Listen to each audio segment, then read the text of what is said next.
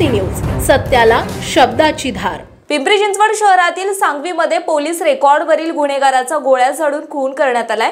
ही घटना बुधवारी 29 तारखेला रात्री 9:15 वाजता घडली। या प्रकरणी सांगवी पोलीस ठाण्यामध्ये गुन्हा दाखल करण्यात आला आहे। दीपक कदम असे खून झालेल्या तरुणाचं नाव आहे। सुनील शिस्तारे यांनी या प्रकरणी सांगवी पोलीस ठाण्यामध्ये फिर्याद दिली।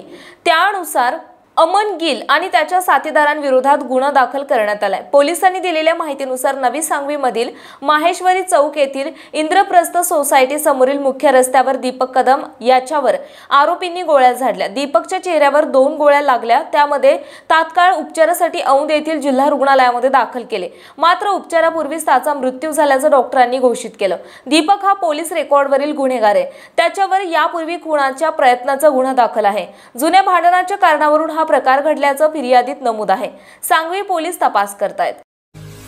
पुणे तसेच पिंपरी चिंचवड परिसरातील महत्त्वाच्या बातम्या पाहण्यासाठी आजच आमच्या डिजिटल PCMC न्यूज चॅनलला सबस्क्राइब करा आणि बेल आयकॉन प्रेस करा।